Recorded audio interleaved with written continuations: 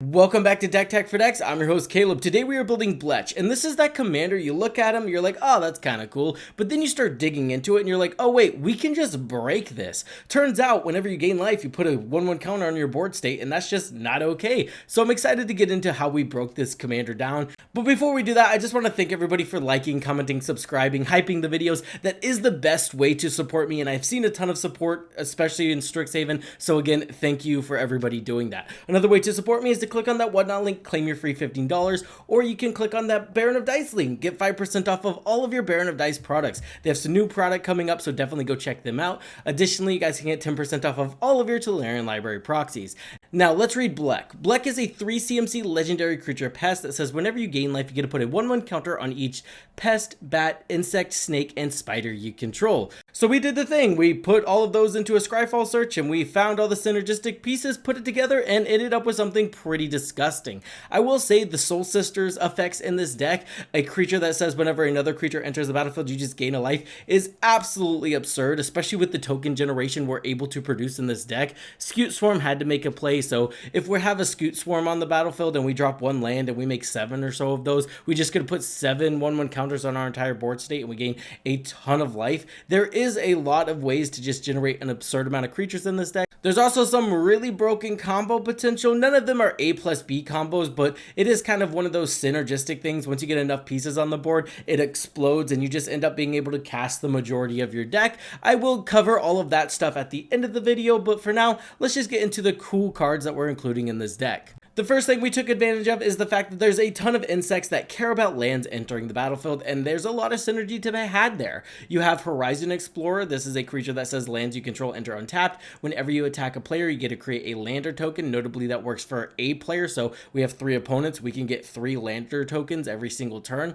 Isotil Explorer. This one's a 4 CMC insect that says you may play an additional lands on each of your turns. You may play land cards from your graveyard, and whenever a land enters, you get to mill a card. So this kind of just does everything we want to do, and it's also just not okay with the Springheart Nantuko on it. Springheart Nantuko, also an insect. You can also bestow it, and it says whenever a land enters the battlefield under your control, you can pay 1 generic and 1 green if Springheart Nantuko is attached to a creature you control. If you do, create a token that's a copy of that creature. If you didn't create a token this way, you get to create a 1/1 green insect creature token instead. So basically, if we have a Springheart Nantuko on an Isotil Explorer, we essentially get to make another copy of Isotil Explorer every time a land enters the battlefield. That allows us to play an additional land, and you can kind of just have as many Isotil Explorers as you want as long as you have mana to pay for the Springheart Nantuko's ability, which in this deck is very easy to accomplish. It pairs amazingly with our Lotus Cobra effects. I'm only on Tireless Provisioner and Lotus Cobra, but that's enough here.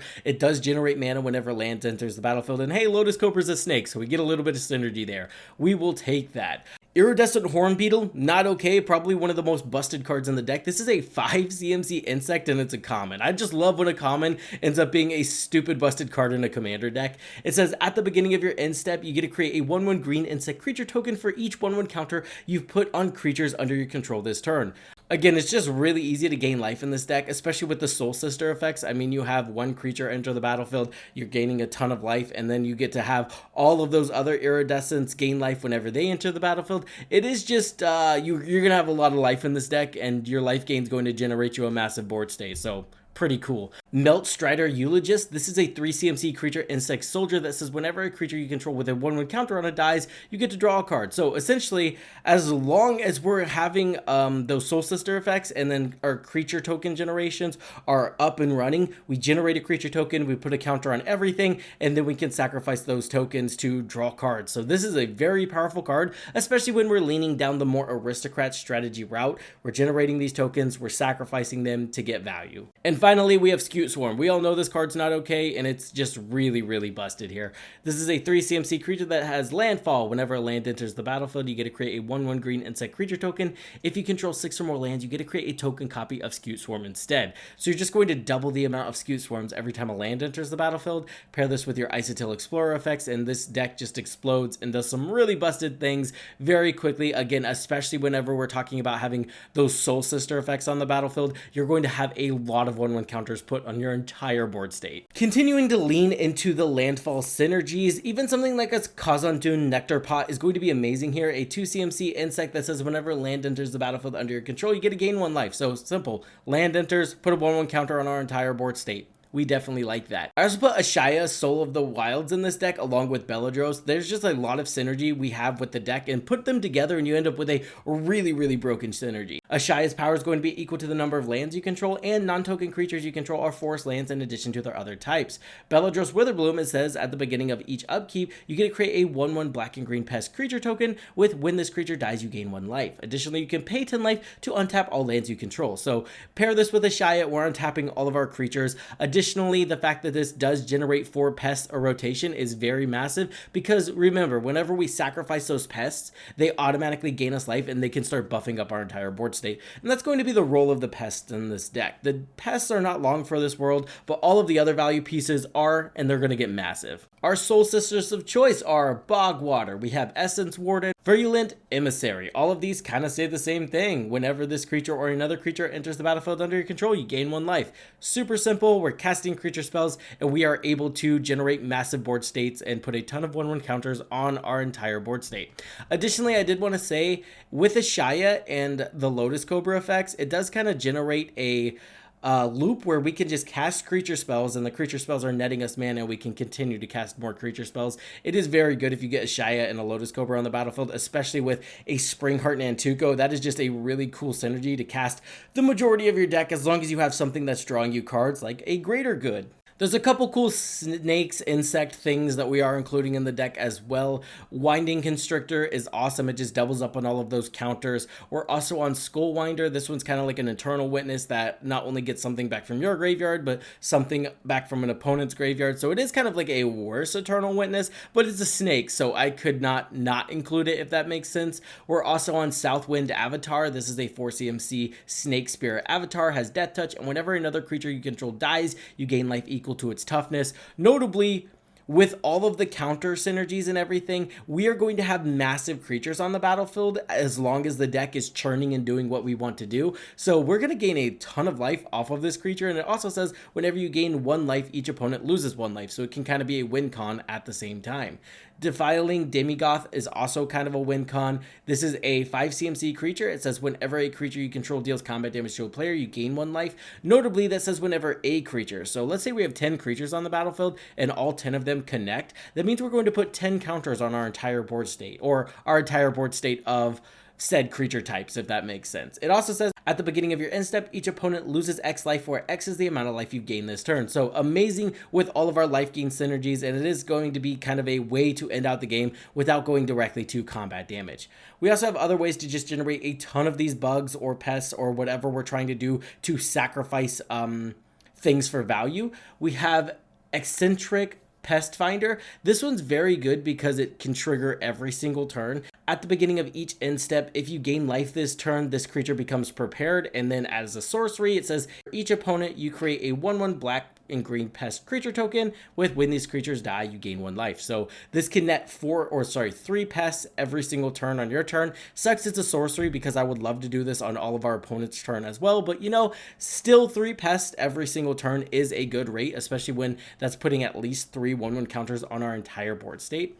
I also put Dina in the deck. Dina's just a good sack outlet, and she says whenever you gain life, each opponent loses 1 life, so it can be another way to end out the game. Canoptic Scarab Swarm, we're going back to 40k. This is a 4 CMC creature insect that has flying, and whenever Canoptic Scarab Swarm enters, exile target player's graveyard for each artifact and or land card exiled this way. We get to create a 1/1 colorless insect creature token with flying. Very, very good, and it is just amazing to skull clamp all those little 1/1s to draw a ton of cards. I also did put Sephiroth in this deck. I couldn't resist. This is an amazing game ender, and it's solid card advantage as well. When he enters, each player sacrifices a creature.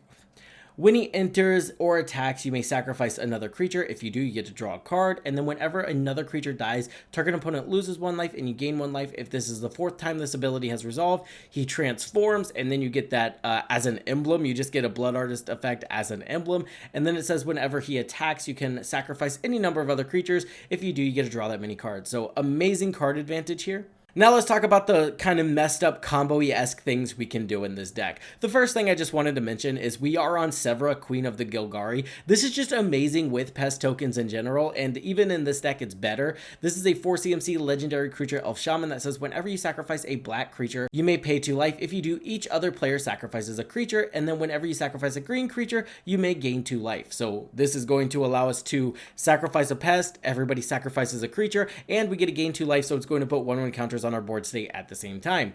And then you can pair it with Fumilis, and it's a 4 CMC legendary creature vampire insect. It has flying death touch. Whenever a player sacrifices a non-token creature, we get to create a 1/1 black insect creature token with flying, and then whenever an insect, leech, slug, or worm you control attacks, defending player loses 1 life and you gain 1 life. First of all, if we have a ton of insects, just attacking is going to net us a ton of counters and is going to gain us a lot of life. But I do want to just mention what's going to happen here is we're going to force our opponents to sacrifice hopefully non-token creatures, and then when we do that, we get all of these black slugs, and then whenever we sacrifice all of these black slugs to any of our sacrifice effects, it's going to trigger Severa again. And as long as we have the life to pay, we can basically force our opponents to sacrifice their entire board state. It's just going to be a good time. I also could not resist. I put Agatha's Soul Cauldron in the deck. And because Agatha's Soul Cauldron is in the deck, there's a lot of cool activated abilities we can abuse, especially when we give our entire board state that ability. Because again, we have a lot of pests, we have a lot of insects, we have a lot of snakes,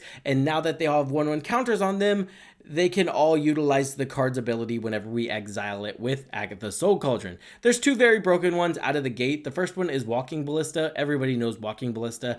This is a construct that says it enters with X 1/1 counters on it. You can pay 4 mana to put a 1/1 counter on it, and then you can remove a 1/1 counter from this creature. It deals 1 damage to any target. So turning your entire board state into Walking Ballistas is just not okay and can go infinite with a certain creature that we're going to talk about in a little bit. We also have Crystalline Crawler. Crystalline Crawler says we can remove a 1/1 counter from it, and then we add 1 mana of any color. So again, giving your entire board state the ability to just remove counters from themselves to then add mana to your mana pool. As long as you have a card advantage piece on the battlefield, Agatha's Soul Cauldron with Crystalline Crawler does just kind of get you there. You need a board state, you need counters on that board state, and you need a way to get consistent card advantage like a greater good. But like I said, you just get there. You're able to cast whatever you want at that point.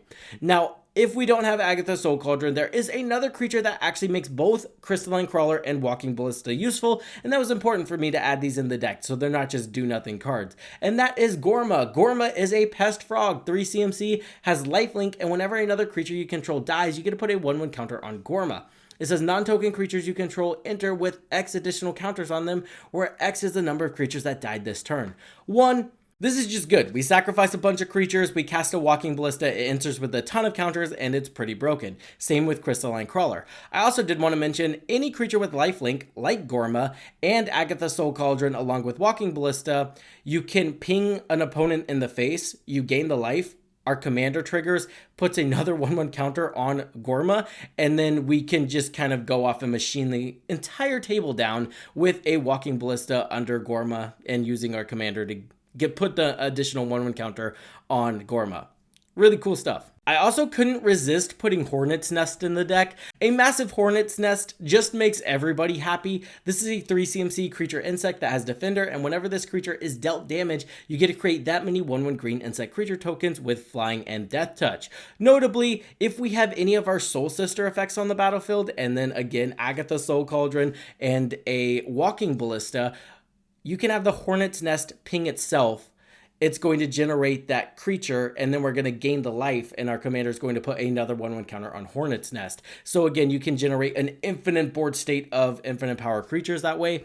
You could also do it with Sanguinary Priest. Sanguinary Priest says whenever another creature you control dies, Sanguinary Priest deals 1 damage to any target. So you can have Sanguinary Priest deal 1 damage to Hornet's Nest, and since Sanguinary Priest has lifelink, he's going to gain the life, and then our commander is going to put another 1/1 counter on Hornet's Nest, giving us an infinite power board state as long as they are pest creatures. The only thing with this effect is you do have to have a sacrificed outlet to trigger the Sanguinary Priest, but we are in Gilgari and there is a ton of sacrificed outlets, so that's not going to be a problem here. With that being said, hope you guys enjoyed this deck tech. There's a lot of cool little things this deck can do, and yeah, it definitely surprised me. Don't forget to like, comment, subscribe if you guys are enjoying the content.